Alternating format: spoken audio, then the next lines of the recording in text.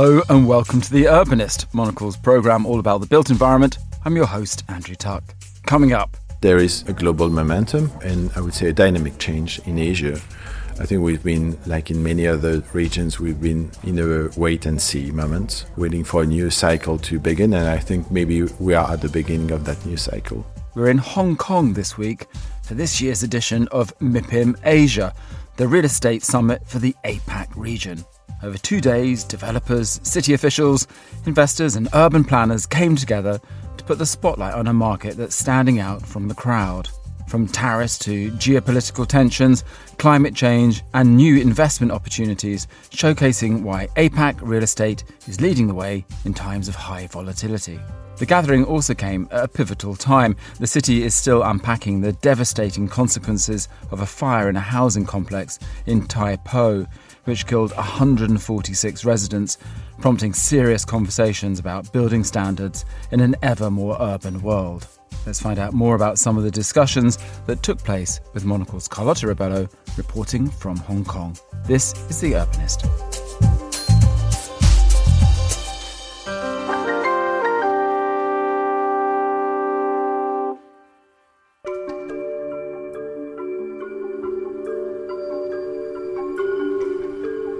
Across Asia, cities are growing at a rapid pace. A recent report by the United Nations puts 9 Asian metropolises in the top 10 of the world's most populous cities.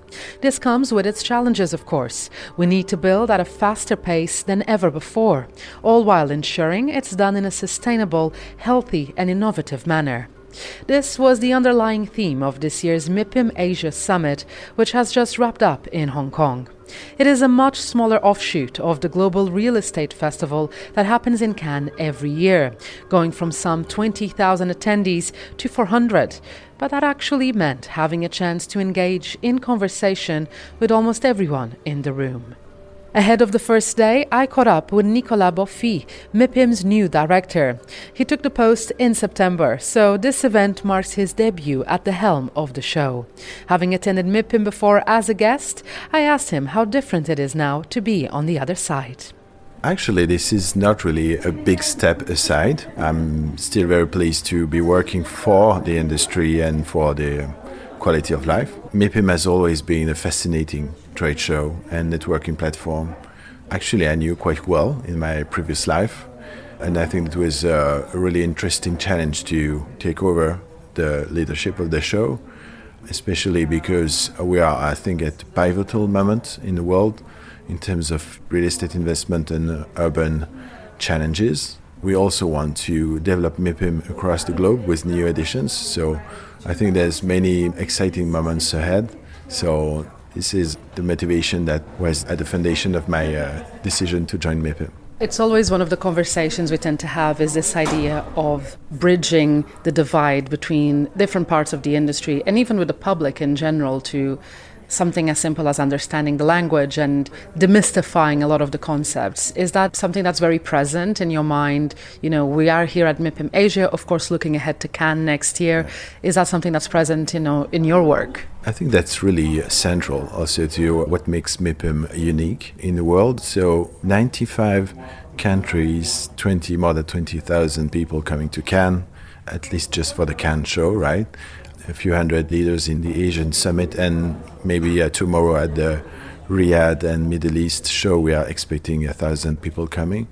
But the diversity, I think, of the visitors, the decision makers, is really invaluable for us, because I think at the center of this there is the question of learning from each other. I really like the city-to-city learning, right, especially between global cities where I think most of the urban challenges are concentrated, right? In a very globalized world, I think more than ever, I think there's always a lot to learn from the best practices, and MIPIM is exactly, I think, born for that. And I always think about the way public and private stakeholders are working seamlessly in the Anglo-Saxon world, especially. For instance, in Manchester, I was in Manchester very recently, the way they are getting ready for MIPIM, also the way they work together on a regeneration project, I think that's really exemplary. Also, when you look at the way the modular construction has developed in Asia, I think that's really something interesting for most of the European countries looking for solutions, especially for the housing crisis. So looking east is something really important at the moment. If you look at the way maybe some innovations, the way AI is totally redefining the way we work, also how the technology and the infrastructure is also bringing a lot to the real estate and reshaping urban development around those new infrastructure. I think all those issues are developed through many different lenses, and every country culture is bringing something different. And I think that's one of the interesting fuel of MIPIM, is just not only attracting investor to accelerate your development, but also learning from each other. I think that's really what makes MIPIM really a quality show. You mentioned looking east, and we are here in Hong Kong for MIPIM Asia. What makes this edition of the event so special, and what are some of the specific challenges and solutions that you are hoping come up over the next 2 days? So first, there is a global momentum and I would say a dynamic change in Asia. I think we've been, like in many other regions, we've been in a wait-and-see moment, waiting for a new cycle to begin, and I think maybe we are at the beginning of that new cycle with the rise of transactions, and especially in Southeast Asia, and how the intra-Asia capital is really fueling the local growth. So I think that's going to be on the center of the conversations at our summit. At the same time, we are taking place a few days after a horrific tragedy here in Hong Kong with the fire in the Tai Po district. And of course, we couldn't not say a word about this while we are starting the summit. Of course, express our condolences and our thoughts and prayers to all those affected by this tragedy and the city of Hong Kong. But I think that's also bringing a light to the responsibility of all the stakeholders of the real estate and urban development, that in the end, we are building concrete urban developments, and this is our responsibility also to stay focused on the safety and the sustainability of our projects. And I'm very sure that what happened is going to be also center to many of the conversations this week. It brings up one of the, I guess, challenges and risks of this rapid urbanization. And in this case, this tragedy happened here in Hong Kong, but we know of many similar ones that sadly have happened in other parts of the world. MIPIM is always a place where people share ideas and share best practices, but it's also important to talk about, the things that don't work too. Are you hoping that this is a chance to have a bit of an honest conversation about that as well? Yes, and I think also with the acceleration of urbanization, I think those events unfortunately may occur. And this is a strong reminder that, for instance, ESG as sustainable fuel to the investment is no longer the cherry on the cake, the add-on. It's absolutely fundamental to all the capital investments nowadays. And I think also that's really interesting to see how capital now is much more selective. And it's no longer a question of chasing yield, but also chasing quality of investment and future-proof investment. And I think what happened and may happen also is a strong reminder that every investment should take this into consideration. Now, the summit began on the last day of national mourning, as the city is still picking itself back up from a devastating fire in a housing complex in Tai Po, which killed 159 people. Donald Choi is the managing director and deputy chairman of Hong Kong's Urban Renewal Authority, and I asked him about the impact the fire had on the city. Well, I think it's a tragedy that affected not only the Tai Po residents, but the whole community. I think we are shocked, and the tragedy and fatalities of the fire is something that we definitely would not want to see a repeat in our city. So the city, apart from supporting all the affected stakeholders, we are actually already looking into the future to see how this type of tragedy can be prevented. There are talks about, is it unique to high density city? I think the answer is no, because if you look at earlier this year, the fire in LA, it happened in a low density community as well. So it's all about the awareness of the risk, the proper precautionary measures that have been implemented, and importantly for professionals is really to use their professional knowledge to ensure that the construction, they are safe. And it's not only at the very beginning of the construction, but throughout the lifetime of the building, from operation to maintenance, all of the procedures and precautionary measure.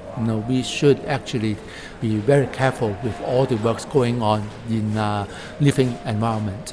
Does it actually make you hopeful that there could be good change to come from this tragedy then, when it comes to the way we build in the city, the way safety is taken when it comes to construction practices? Well, I think it's a lesson that we need to take to our heart.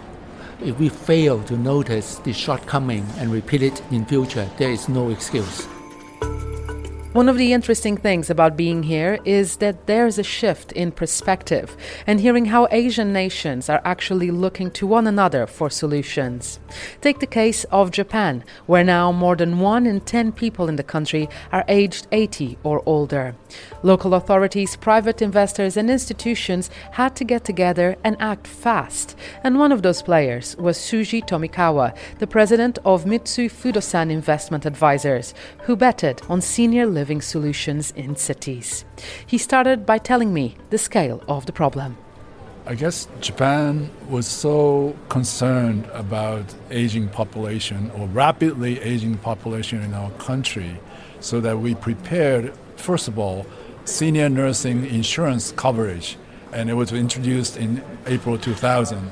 And people who are 40 years and older will pay insurance included in the health insurance. People who are 65 and older had to pay additional senior nursing insurance, which helped services and budget subsidies by the government to fix your home and put in a rail for senior people who are assisted living to have a rail in their homes, and all these kind of barrier-free renovations in our home. But at the same time, we are preparing for influx of institutional and professional capital into new senior housing to be developed. But so far, we are still not accomplishing something that United States may have accomplished in high-end senior housing, which is scale of economy. Although we developed senior housing all over Japan by the private landlords as well as institutional capital, we have not accomplished the scale that is needed for operation. In other words, the senior housing operators, like hotel operators, they need a scale of economy, like 200 rooms or 300 rooms minimum. But our historical supply are limited to 200 units there, 100 units there, 80 units there. In the private landlords' cases, it's only 40 units there and 30 units there. With that, the professional management doesn't get developed. And that issue of scale and professional management that's associated with the scale is an issue today that we have not come to a solution. Another issue that comes up with the rapid aging population is the one of loneliness, and we spoke about that briefly in the session we just had. How do these two go hand in hand, and what are some of the potential solutions you've been observing? Well, there is an independent living and assisted living, and there's a gray area in between. And in our country, government assesses your degree of being needed to be assisted. So assisted living number 1, assisted living grade number 5 is very different. And depending on those grades that government assess you or nurses assess you, you are entitled to enjoy different free services provided by the insurance, which younger people pay.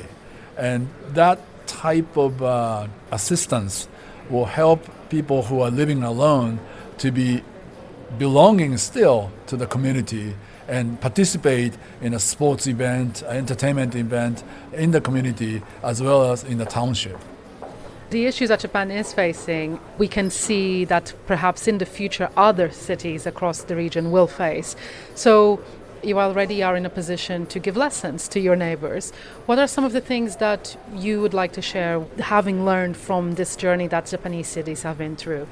I guess Hong Kong may not have the same issue, but large cities in mainland China, Malaysia, Indonesia, into the future may face the similar issue because urbanization create situation where parents, elderly grandparents are left alone in the countryside, and the younger people enjoy working in the mega cities and continue to live in mega cities, so that their parents and grandparents' homes in rural areas will be left alone, not being renovated, not being improved, so that elderly citizens in the future who needs help may not be able to be assisted by the sons and daughters who are living in the cities. As much as it's important to look at what's ahead, this summit was also a chance to reflect on how the industry has changed in the past decade, which was quite evident when talking about sustainability and building green in particular, something that went from a nice to have at the end of a project to a requirement across the board. Esther Ann is the Chief Sustainability Officer at City Developments Limited, based in Singapore, and someone who's been working for the better part of 2 decades to bring the private sector into the fold. I have the privilege to have started my journey in real estate sector since 1995. That was more than 30 years ago. And I have actually witnessed the evolvement. My first role in the company was actually to set up the public relations, branding and advertising, and also communication with investors, with the media, with public. That was the good old day. And at that time, sustainability or even ESG were not quite the buzzword. And climate action, net zero were not even heard of in the 90s in our part of the world. So my first 10 years, when I talk about green, when I talk about environmental conservation, they say, oh, okay, very good. Let's talk about money and property pricing. Then the second 10 years, it was still seeing some movement because scientists actually started to highlight the impact of climate risk and also rising temperature and all that. But the last decade, since 2015, Paris Agreement, in fact, this is the 10th anniversary of Paris Agreement. The world has really sit up to listen, to really look at the data from IPCC, all the scientists that, hey, we need to save the planet. If it's 2 degrees higher, we are going to lose another 11% of global GDP. By 2050, if temperature continue to rise at this level, it may cost us 14.5 million lives and $13 billion of economic losses. So all these are data that are really hitting the world. But if you're talking about response, it varies because the world is very, very vast and very diverse. Not everyone is listening. And I would say that in the real estate sector, I have seen a lot more progress. Very luckily, we have a lot of conferences like MIPIM or the World Green Building Council, even our International Built Environment Week in Singapore and all. I have already started moving the lens to sustainability, not just green building, because green building is more than just energy efficiency.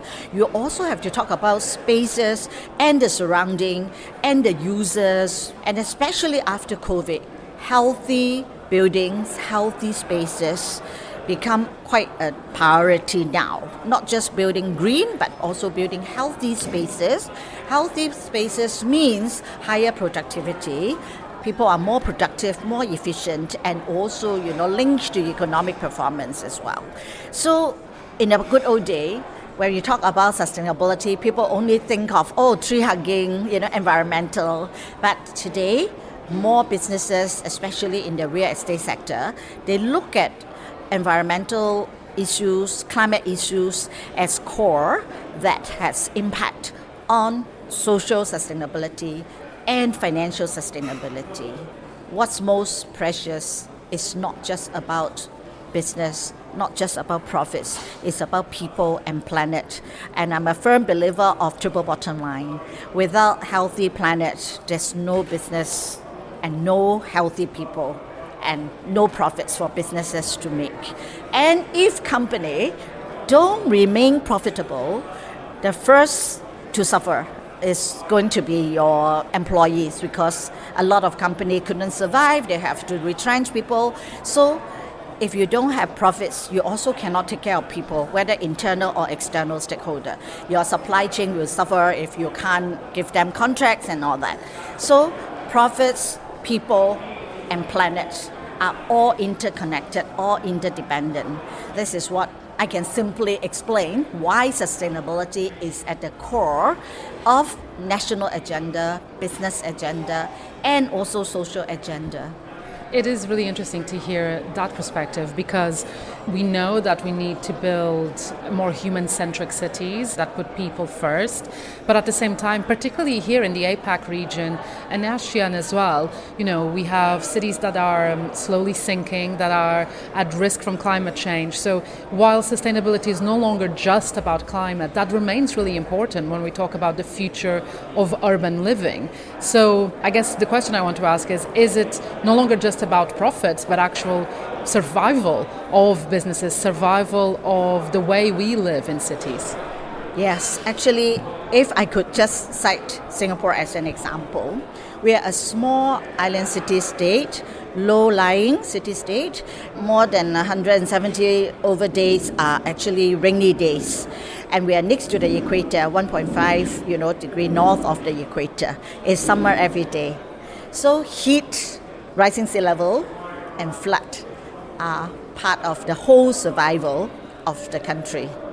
And we are almost 100% urbanized. Nobody really make a living, through agriculture. Very few, in little agricultural or farming activities in Singapore. So as a city-state, we have maintained at quite high level in terms of standard of living, and one of the most expensive cities in the world. Not that I'm proud of it, but it reflects the economic performance of the country. So it's really a miracle. A city has very little natural resources, can't even provide more than 15% of food nutritious need for the whole population, can maintain such a high level of economic performance. So what we are proud of is actually our green coverage. More than 40% of the countries actually is covered with greenery and natural resources and park connector. And I think greening is really helping Singapore to maintain more sustainable, more livable, and also provide the efficiency and conducive environment to attract investment, to maintain Singapore as a very dynamic city, economic and financial hub, and also technology hub. So I think this is an area that, as a real estate developer, we feel proud of being part of the nation building over the years. And for 30 years now, our ethos is actually conserving as we construct. So how we started is very focused on as a developer, we can design, build, and manage our property in a more positive manner to conserve the environment and conserve probably the community as well. And at that time, that was before sustainable development goals, were even established. So that was really the early day of thinking. But if you fast track to 3 decades now, conserving as we construct is still very relevant, because the impact of construction or even retrofitting is so important to contribute to a more sustainable planet. And just now I share about the environmental data, carbon footprint and all. And the most important thing is the top building materials are steel and cement. And together they are contributing to almost 15% of global greenhouse gas emission. And if we can really green all these building materials, it will really help to contribute to the global race to net zero. The world will not become net zero if we can't solve the climate problem, if we can't solve the real estate problem.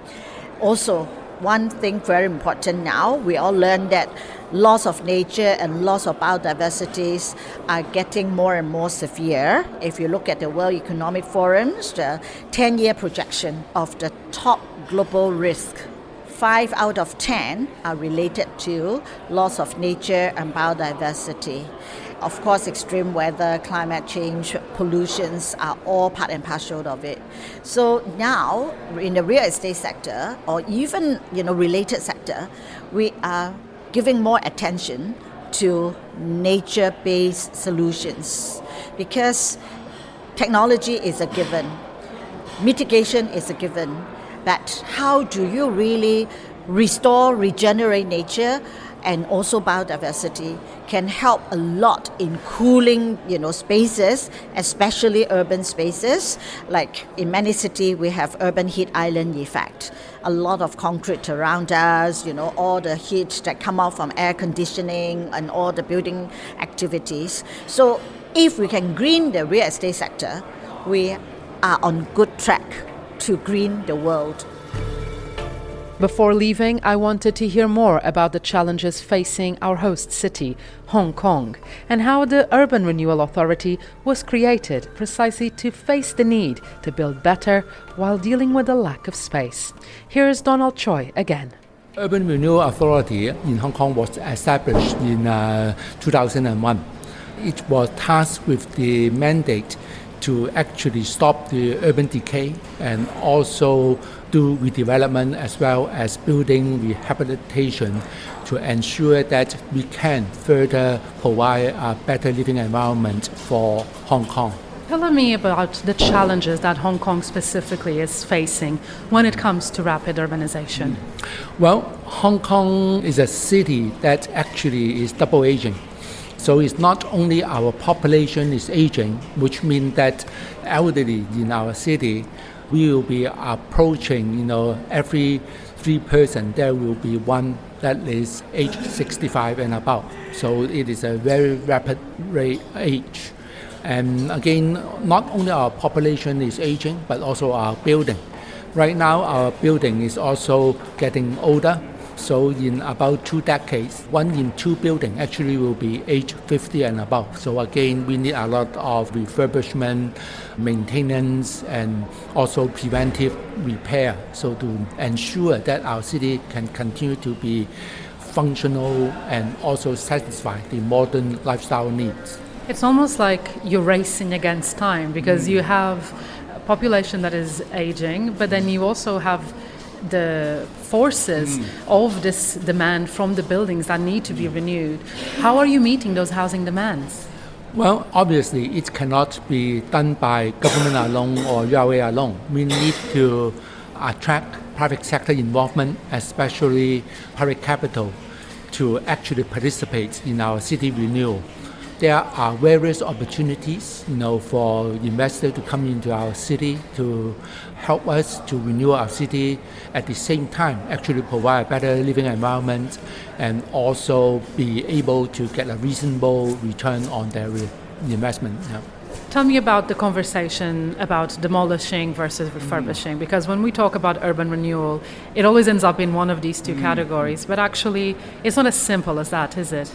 No, I don't think we should look at urban renewal as either redevelopment, demolition, but also we are wrong in saying that we should not build any new building, just preserving the old building. I think it's a balance of both. Again, it is the coming direction as well, because it's not only about maintaining the cultural identity of the neighborhood, continue the historical significance of the city, but also in terms of sustainability. Obviously, demolition actually will be quite wasteful. And again, the more we can do with refurbishment, we will contribute much better to our carbon footprint emission. Well, speaking of preserving identity while renovating and engaging in this process, a really fantastic case study here in the city is the Central Market. Can you tell me a bit more about that? Yes, well, Central Market, the existing building was built in 1939. Obviously, the function of a wet market no longer fits into the modern living style of the city. So it was abandoned and left vacant for a number of years. And then the URA, together with private sector, believed that we should revitalize and give new kind of vitality to the building to serve the modern city needs. So the URA invited private operator to come into the building to operate in terms of innovative business model. And it's not just about international brand, but it's about supporting the young startup as well as local entrepreneur. The SME is in a great central location, so actually it's a showcase of modern Hong Kong kind of startups and entrepreneurship.